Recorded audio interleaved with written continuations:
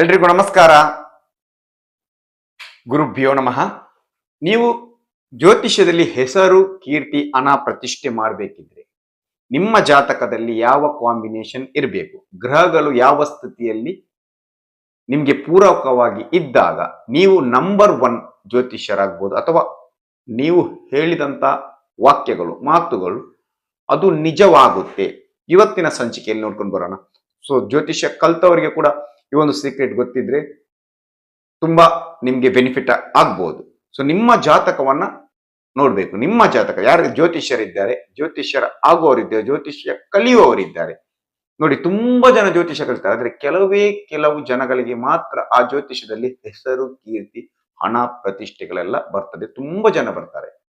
ಹಾಗಾದ್ರೆ ಸೊ ಯಾವುದೋ ಗ್ರಹಗಳು ಅವರಿಗೆ ಪೂರಕವಾಗಿದೆ, ಯಾವುದೋ ಅವರಿಗೆ ದಶ ಅವರಿಗೆ ಬೆನಿಫಿಟ್ ಕೊಡ್ತಾ ಇದೆ, ಅದು ಸಪೋರ್ಟ್ ಕೊಡ್ತಾ ಇದೆ.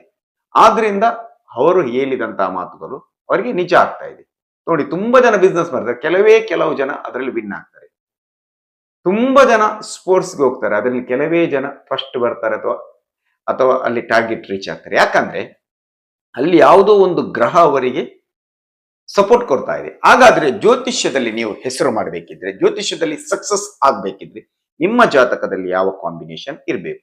ಮೊದಲಾಗಿ ಜ್ಯೋತಿಷ್ಯದಲ್ಲಿ ಸಕ್ಸಸ್ ಆಗ್ಬೇಕು ಯಾವ ಮನೆಗಳು ಇಂಪಾರ್ಟೆಂಟ್.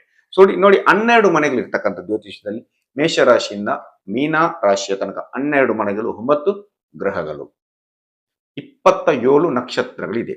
ಹಾಗಾದ್ರೆ ಅಲ್ಲಿ ನಿಮ್ಗೆ ಜ್ಯೋತಿಷ್ಯದಲ್ಲಿ ಫೇಮಸ್ ಆಗ್ಬೇಕಿದೆ, ನಿಮ್ಮ ಜಾತಕದಲ್ಲಿ ಮೊದಲು 8ನೇ ಮನೆ ಇರಬೇಕು. ಅಂದ್ರೆ ಅಷ್ಟಮ ಭಾವ ಇರಲೇಬೇಕು. ಅಲ್ಲಿ ಅಷ್ಟಮ ಭಾವದಲ್ಲಿ ಒಂದು ಗ್ರಹ ಯಾವ್ದಾದ್ರೂ ಇರಬೇಕು. ಅದು ಶನಿ ಕೇತು ಇದ್ದರೆ ಬೆನಿಫಿಟ್, ಅಥವಾ ಶನಿ ಕೇತು ಜೊತೆಗೆ ಕೂತಿದ್ದರೆ ಉತ್ತಮ. ಅಥವಾ 12ನೇ ಮನೆ ಇರಬೇಕು. 12ನೇ ಮನೆ ಮತ್ತೆ 3ನೇ ಮನೆ ದಶಾ ನಡೀತಿರ್ಬೇಕು. ಪಾಯಿಂಟ್ ಅನ್ನು ಲೆಕ್ಕ ನೆನ್ಪಿಟ್ಕೊಳ್ಳಿ. 12ನೇ ಮನೆ ಅಂದ್ರೆ ಅಥವಾ 3ನೇ ಮನೆಯ ದಶ ನಡೀತು, ಅದರ ಜೊತೆಗೆ 8ನೇ ಮನೆ ಅಷ್ಟಮ ಮನೆ ಕನೆಕ್ಟ್ ಆದಾಗ ಅವರಿಗೆ ಜ್ಯೋತಿಷ್ಯದಲ್ಲಿ ತುಂಬಾ ಹೆಸರು ಬರ್ತದೆ. ಮತ್ತು 12ನೇ ಅಧಿಪತಿ ನಿಮ್ಮ ಜೊತೆಗೆ, ಸ್ವಲ್ಪ ಜ್ಯೋತಿಷ್ಯ ಕಲಿತವರಿಗೆ ಮಾತ್ರ ಇದು ಗೊತ್ತಿರ್ತದೆ, ಜ್ಯೋತಿಷ್ಯ ಕಲಿಯೋದವರಿಗೆ ವಿಚಾರ ಗೊತ್ತಿರುವುದಿಲ್ಲ ಕಲಿತ. 12ನೇ ಅಧಿಪತಿ 12ನೇ ಮನೆಯಲ್ಲೇ ಇರಬೇಕು. ಅಷ್ಟಮಾಧಿಪತಿಯಾಗಿ ಇರಬೇಕು. ಆವಾಗ ನೀವು ಹೇಳಿದಂತ ಮಾತುಗಳು ಅಲ್ಲಿ ಬೆನಿಫಿಟ್ ಆಗ್ತದೆ. ಅಥವಾ 12ನೇ ಮನೆಯಲ್ಲಿ ಶನಿ, ಕೇತು, ಬುಧ, ಗುರು ಇವುಗಳು ಇದ್ದಾಗ, ಈ ಗ್ರಹಗಳು ಇದ್ದಾಗ ನಿಮ್ಗೆ ತುಂಬಾ ಸಪೋರ್ಟಿವ್ ಆಗ್ತದೆ. ನೆಕ್ಸ್ಟ್ ಪಾಯಿಂಟ್, ನೀವು ಟೀಚ್ ಮಾಡ್ತೀರಂತಾದ್ರೆ, ಬೇರೆಯವರಿಗೆ ನೀವು ತರಗತಿ ಮಾಡ್ತೀರಂದ್ರೆ, ನಿಮ್ಗೆ ಅಲ್ಲಿ ಸಕ್ಸಸ್ ಸಿಗ್ಬೇಕು, ಅಥವಾ ನೀವು ಹೇಳಿದಂತ ಮಾತಲ್ಲಿ ಸಕ್ಸಸ್ ಆಗ್ಬೇಕು, ತುಂಬಾ ಸ್ಟೂಡೆಂಟ್ ಬರ್ಬೇಕಿದ್ರೆ ನಿಮ್ಮ ಜಾತಕದಲ್ಲಿ ಸೂರ್ಯ ಚೆನ್ನಾಗಿರ್ಬೇಕು ಮತ್ತು ಗುರು ಚೆನ್ನಾಗಿರ್ಲೇಬೇಕು.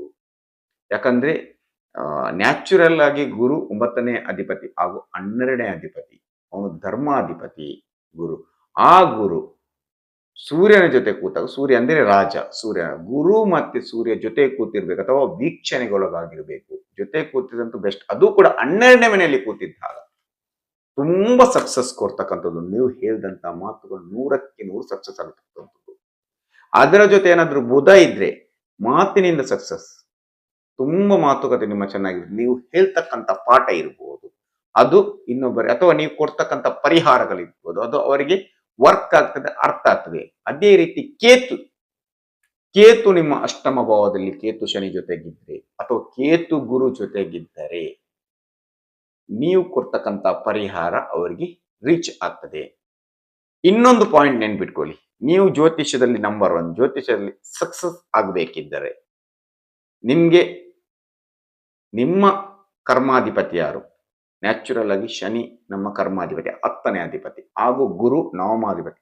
ಧರ್ಮ ಕರ್ಮ ಯೋಗ ಇರಲೇಬೇಕು. ಯಾಕಂದ್ರೆ ಶನಿ ಮತ್ತೆ ಗುರು ಜೊತೆಯಲ್ಲಿ ಇದ್ದಾರೆ, ಅಥವಾ ಗ್ರಹ ಪರಿವರ್ತನೆ ಆಗಿದ್ರೆ, ಶನಿಯ ಮನೆಯಲ್ಲಿ ಗುರು, ಗುರುವ ಮನೆಯಲ್ಲಿ ಶನಿ, ಗುರುವಿನ ಮನೆಯಲ್ಲಿ ಶನಿ, ಅದು ಪರಿವರ್ತನೆಯ ಯೋಗ. ಅಥವಾ ದೃಷ್ಟಿ ಇಟ್ಟಿದ್ದಾರೆ ಶನಿ ಮತ್ತೆ ಗುರು, ನೀವು ಸಕ್ಸಸ್ ಆಗ್ತಕ್ಕಂಥ. ಅಥವಾ ನಿಮ್ಮ ಜಾತಕ, ನಿಮ್ಮ ಲಗ್ನದಿಂದ 9ನೇ ಅಧಿಪತಿ, ನಿಮ್ಮ ಲಗ್ನದಿಂದ 10ನೇ ಅಧಿಪತಿ ಜೊತೆ ಇದ್ದರೆ, ಅದು ಕೂಡ ನಿಮ್ಗೆ ಧರ್ಮ ಕರ್ಮಾಧಿಪತಿ ಯೋಗವಾಗಿ ಪರಿಣಮಿಸ್ತದೆ. ನಿಮ್ಗೆ ಜ್ಯೋತಿಷ್ಯದಲ್ಲಿ ಒಳ್ಳೆಯ ಹೆಸರು ಬರ್ತಕ್ಕಂಥದ್ದು. ದಶ ಮುಖ್ಯವಾಗಿ ಬುಧ ದಶೆ ನಡೀತಾ ಇರಬೇಕು ಅಥವಾ ಕೇತು ದಶೆ ಜ್ಯೋತಿಷ್ಯದಲ್ಲಿ ನಿಮಗೆ ಇನ್ನೂ ಫೇಮಸ್ ಆಗಬೇಕು, ನೀವು ಎಲ್ಲ ಸಕ್ಸಸ್ ಆಗ್ಬೇಕು ಇದ್ದರೆ ನಿಮಗೆ ಕೇತು ದಶ ನಡೀತಾ ಇರಬೇಕು. 2ನೇ ಮನೆ ದಶ ಬೇಕು, ಯಾಕಂದ್ರೆ ಹಣ ಬರ್ಬೇಕು. ಅದರಲ್ಲಿ ಹಣ ಬರ್ಬೇಕಿದೆ, 2ನೇ ಮನೆ ಅಧಿಪತಿ ಕೂಡ ಅಲ್ಲಿ ಕನೆಕ್ಟ್ ಆಗಿರ್ಬೇಕು.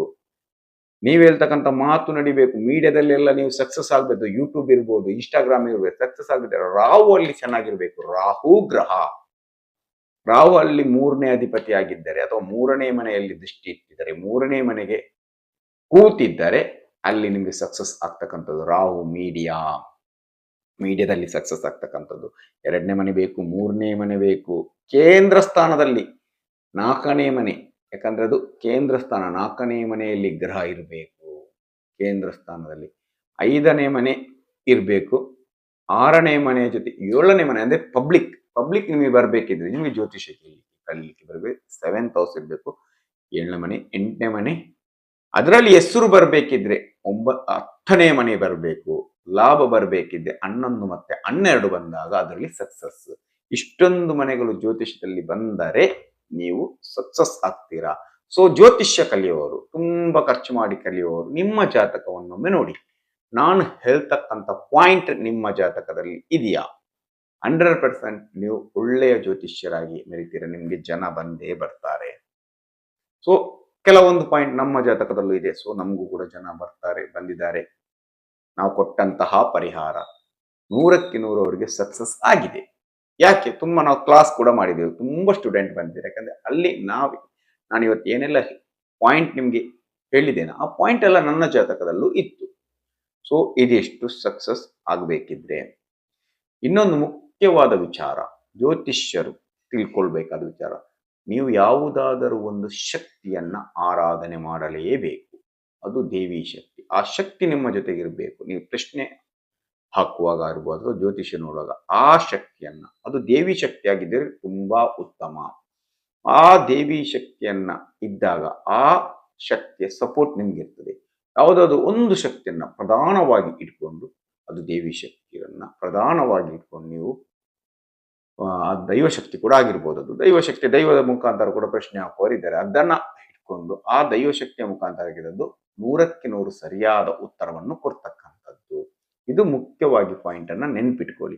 ಸೊ ಯಾವ ಶಕ್ತಿಯನ್ನು ಆರಾಧನೆ ಮಾಡಬೇಕು ಅನ್ನೋದು ನೀವು ಡಿಸೈಡ್ ಮಾಡಬೇಕು. ಸೊ ಇದಿಷ್ಟು ಪಾಯಿಂಟ್ಗಳು ನೀವು ಉತ್ತಮ ನಂಬರ್ 1 ಸಕ್ಸಸ್ಫುಲ್ ಜ್ಯೋತಿಷ್ಯರಾಗಲಿಕ್ಕೆ ನಿಮ್ಮ ಜಾತಕದಲ್ಲಿ ಇರಬೇಕಾದಂತಹ ಕಾಂಬಿನೇಷನ್. ಏನೇ ಇರಲಿ, ಜ್ಯೋತಿಷ್ಯ ತುಂಬಾನೇ ಇಂಪಾರ್ಟೆಂಟ್. ಗ್ರಹಗಳು ನಿಮ್ಗೆ ಯಾವ ದಾರಿಗೆ ಹೋಗ್ಬೇಕಂತಕ್ಕಂಥ ಡೈರೆಕ್ಷನ್ ಅನ್ನು ಕೊಡುತ್ತೆ. ಆ ಗ್ರಹ ತುಂಬಾ ಚೆನ್ನಾಗಿದ್ರೆ ನಿಮ್ಗೆ ಬೋನಸ್ ಆಗಿ ಎಲ್ಲಾನು ಸಿಗುತ್ತೆ. ಸೊ ನಿಮ್ಮ ಜಾತಕದಲ್ಲಿ ಆ ಪಾಯಿಂಟ್ ಎಲ್ಲ ಇದೆಯಾ ನೋಡ್ಕೊಳ್ಳಿ. ಜ್ಯೋತಿಷ್ಯ ಕಲಿಯುವವರು, ಕಲಿತವರು ಎಲ್ಲರೂ ನೋಡ್ಬೋದು. ಏನಾದ್ರು ಅಭಿಪ್ರಾಯ ಇದ್ರೆ ಕಮೆಂಟ್ಸ್ ಮುಖಾಂತರ ಕೇಳ್ಬೋದು. ಸೊ ಮುಂದಿನ ವಿಡಿಯೋ ಜೊತೆ ಬರ್ತೇನೆ.